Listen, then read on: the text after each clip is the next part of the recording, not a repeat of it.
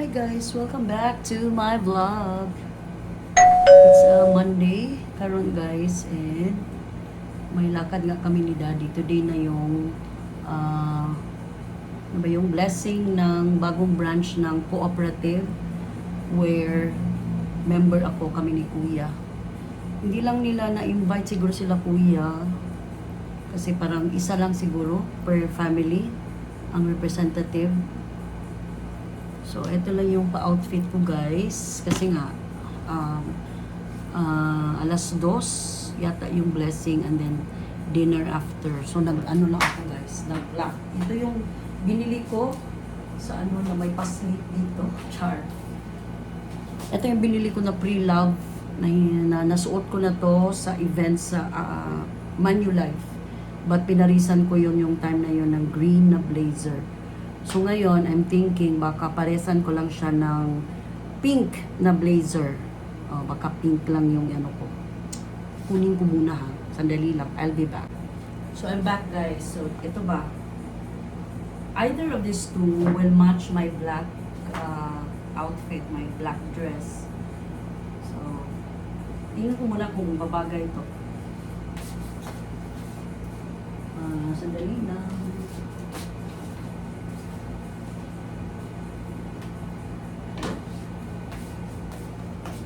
Pink. Ganda din kasing klase to guys. So, ano yung sa loob. Mga Korean, ano to guys. Sa Korea to nabili ng ano ba yun? Yung binilhan ko nito. Korea. Kasi medyo mayamanin yung may-ari ng mga blazers na to guys. Mayamanin siya. O, ayan. So, hindi siya ma-close kasi yun daw yung style. So, tingnan ko lang kung ito. Patching ako. Pasensya. Ito or yung green. Hindi ko pa alam. Hindi ko pa alam. Hala. Pasensya po. Parang na-allergy ako yata dito Kasi, hay nako. So, si Kian andun sa school, whole day siya today. Intrams kasi ng school nila guys. So, sabi ko sa kanya, after ng school nila, mag-order na lang siya dito kasi kami, baka doon na rin kami kakain. And then, papalitan ko yung aking earrings ng medyo formal na earrings natin naman siya. So, ano yung formal? Hanap tayo ng medyo formal naman, guys. Eto ba? Japan, ano to siya, guys, na design. I've been wearing this ever since. Nung kasal data to ni kuya ko to nabili. Eto ba? Yan o. Ang ganda kasi to guys, pang formal. Pang formal events. Mas maganda to kaysa mag-glue. So, ganyan. Pero mainit guys. Maka hindi na lang ako mag-blazer. Uy. Magkabang ano lang ako. Ito lang sleeveless ko. But dadalhin ko to. Just in case lang I will change my mind. Or baka masyadong malamig doon. And, you know na. Protection na rin. Saan na ba yung isa? Hindi ko na mahanap yung isa, guys. Ay, nako. May sipon ako. Bakit ako all of a sudden sinipon? Bakit? Kumusta po ang Monday ninyo? Ako naman, guys, is okay lang yung Monday namin. As usual, wala akong pasok. San man lang kasi ako, guys. And buti na rin tong ganito na na RD. Kasi kunyari, meron akong kakailanganin sa mga government offices, at least, makakadalo ako or makakapunta ako without any hassle, without going on absence or magpaalam. Kasi nakakahiya din kasi guys, ba, alis ako ng alis. Labas ako ng labas sa bahay habang may shift pa ako, especially pag may, may mga ahente pa ako. Ay, ako, may sipon talaga ako. And wipes lang yung ginagamit ko. Yung tissue ko na sa kabilang room. Mwah! At hindi ko mahanap talaga yung aking isang pair nito. Asa na ba yun? Oy, kakainis naman ito. Wala kasi ako nung, alam niyo yung iba guys, yung hinahang nila ba, yung mga kwintas. Ang problema nito, nagkakabuhol na tuloy itong mga ano ko. Meron akong isang kwintas guys na putol. Dahil nga, sa dami ng mga accessories ko ba, ayan, nakita ko na. So, the tendency is, ayan, putol-putol siya. So, I have to remove this. Ang init talaga, guys. Hindi kinakaya ng aircon. Ang dito, ang layo kasi ng aircon sa namin. Dito sa vanity table ko. Ang layo ng aircon. Kaya, ayan. So, simple lang yung make-up ko, guys. Yun pa rin, yung brown. Tapos, nilagay ko ng konting pink. Yung aking eyeshadow. And then, shimmer. And then, si Daddy, ano ba yung sinuot niya? Hindi siya nag-polo. Ano lang, shirt na medyo formal naman. So, kasi naman guest lang naman kami, guys. Hindi kami guest of honor. Charot. So, tayo?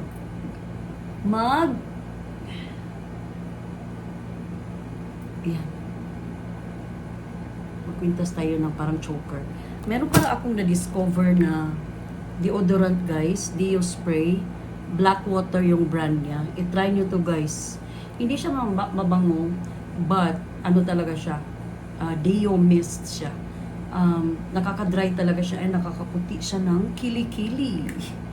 Pinapatry ko to kay Kian din, guys. Pag naubos to, bibili uli ako. Yung malaki na lang. Para sa aming dalawa. Kasi si Daddy, ang ginagamit niya is ito pa ring Dove. And meron pa siyang isa na dala ni Maring Nikki sa States. Parang stick lang. Yun. So baka hindi ba ganito na lang ako, guys, ano ba to? Anong tawag dito na kind of dress? Parang cocktail dress. Yeah, cocktail dress na lang tong isusuot ko. And then, bala ko din isuot tong aking isang kwintas ba. Papalitan ko tong manipis na kwintas ng medyo makapal-kapal, but we'll see. And then, ano pa ba? Kumusta ang inyong Monday, people? Ayan. Okay, ito. Ayoko over-accessorize. Tamang-tama lang talaga, guys, sa okasyon. O, yan, relo. Ay, hindi. Ako ng relo. Ito na lang, no? Michael Kors siguro ako Michael Kors to. Yung isa is Anne Klein. Tagal ko na rin yung hindi na susuot ay.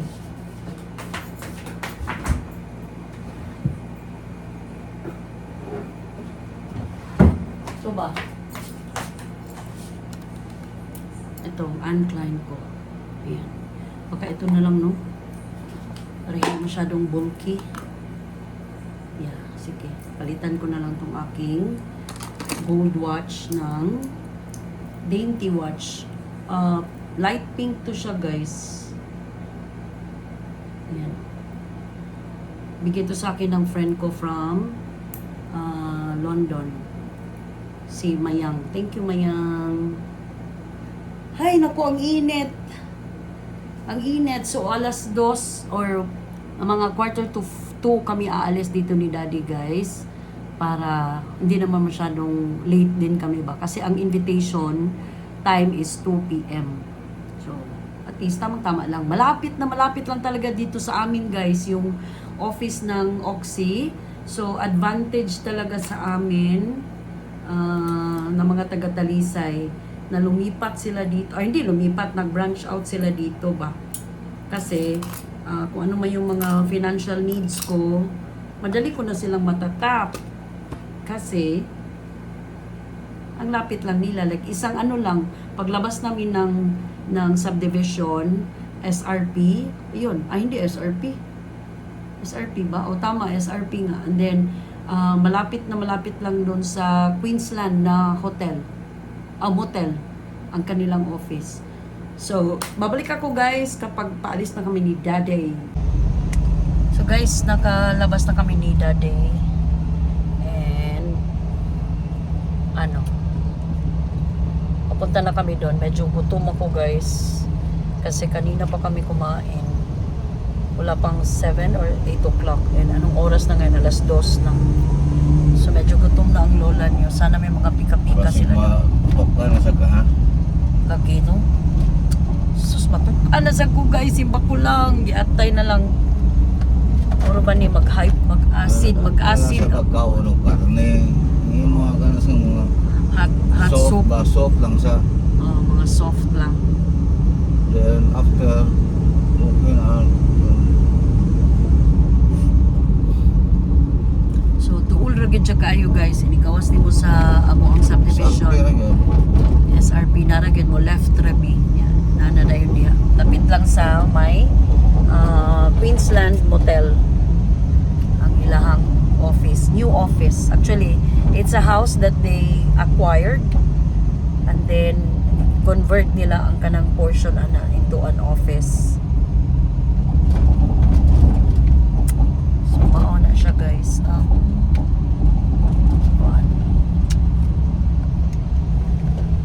Mauna siya ang update na ko for today's video. So, mag-update ko once maabot namin. So, we're here na guys sa Oxy. So, ito yung na-acquire nila nga property. And then, they converted one of the offices here para more na ilang branch. So, naog namin guys.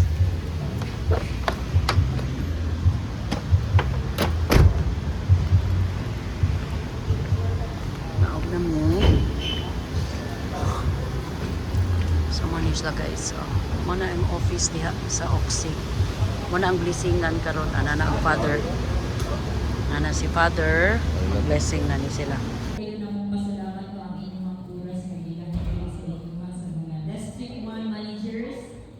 Area managers, board of directors. So, sa akong inhatag kaniyang mikropono para sa ato ang welcome or pailain na sa ato ang mga bisita karon. So, Ngayon po sa kanan, may respect to our regional director of Region 7 sa Cooperative Development Authority, President Emil, ma'am. Welcome. Sa atong chairman of the board,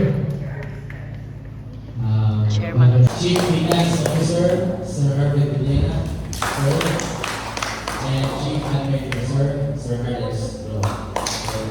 Sa atong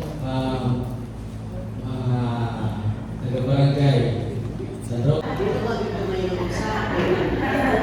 Pero kanina din kasi this is a grand opening and also matupad to give a grand message.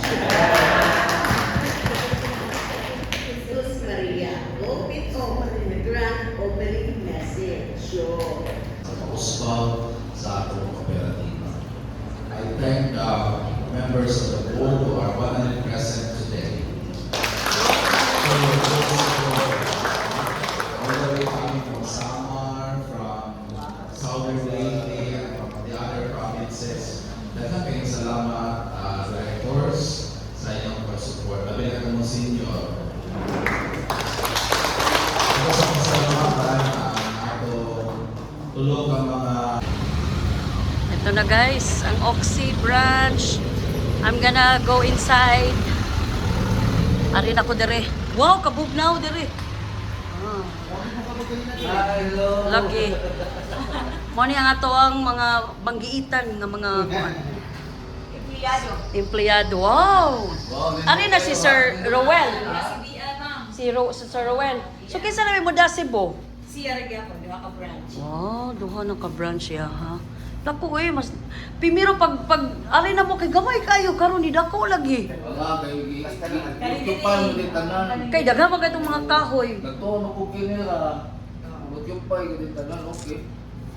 Ang tubig, sige pa. Sige ka to. Dito na lang. Business mo to dito, nagkaroon na rin okay. Dito Oy, ka na.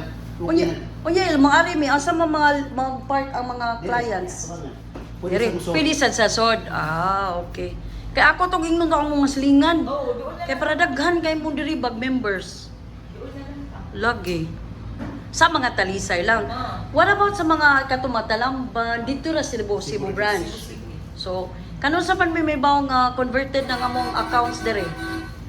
Kuan, kanya wala pa Actually, na naging yung account dire. Ang amo lang, di lang ni mo po rin kayo pa mo man ang amo BR. Ang inyong Oh, BR. BIR BR po. Na may business, na may business permit. permit. Oh. Oh. Ato BR na lang. Okay. Ang BR gusto man kung mag-operate ka nga o kay BR. Mao lagi. Pabli to, pabli. So, congratulations sa among Oxy Talisay branch. Good. And we're home, guys. So, busog na busog kami ni Daddy. Ang sarap ng lechon, in fairness. And, binisita din namin yung office nila, guys. Na ang pagkaganda-ganda, ang laki, guys. So, ngayon, at least lahat ng mga Talisay or mga south nila ng mga kliyente is ililipat na nila sa Talisay branch.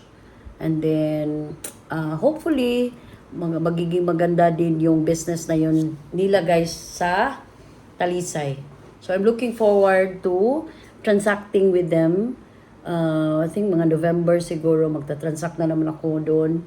And then, hopefully, matatapos na kasi yung loan ko din guys sa kanila next year pa, mga June. So, ang balak ko, baka mag-educational loan ako guys. Through that, hindi magiging educational loan na loan talaga.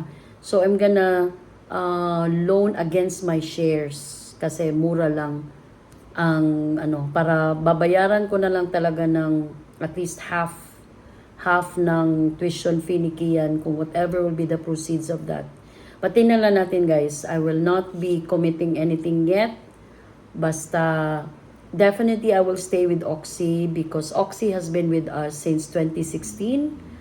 And naging mabuti po ang naging relasyon nila sa amin. Kasama ng mga ka-opisina ko dati pa sa Teletech, si Alit, kasi siya talaga yung nag-introduce sa akin sa Oxy. So, for 8 long years, guys, I've been with them. In fact, nakapunta na ako sa, 2 beses na kami ni Daddy nakapunta sa, ano bang tawag nun? Head office nila, sa main branch nila sa Ormoc, wherein we were billeted, we were provided everything, and, they let us witness ano yung shareholders meeting talaga. How does it look like? Yung election of officers, mga ganong bagay doon. So, na-witness namin yun ni Alit twice. So, when we joined 2016, 17, 18 yata yun guys. Basta 2 taon yun, sunod-sunod na iniimbita kami ng Oxy. So, sa lahat ng mga tao dyan na interesadong mag-invest kayo sa, ano ba tawag doon guys? Co-op. Kasi, ang pera nyo kasi guys na ilalaan sa bangko, kunyari magdi-deposit kayo sa bangko, whatever happens to you guys, your family will pay this what we call estate tax. Ewan ko lang dito sa cooperative kung ano yung but so far wala naman, hindi pinagbabayad ng estate tax. But more than anything else, ang ganda ng mga nila guys, ino-offer na mga iba't ibang klase na products, iba't ibang klase na loans na makakatulong talaga sa kanilang mga members like me kung in cases nga I needed help or I needed some funds.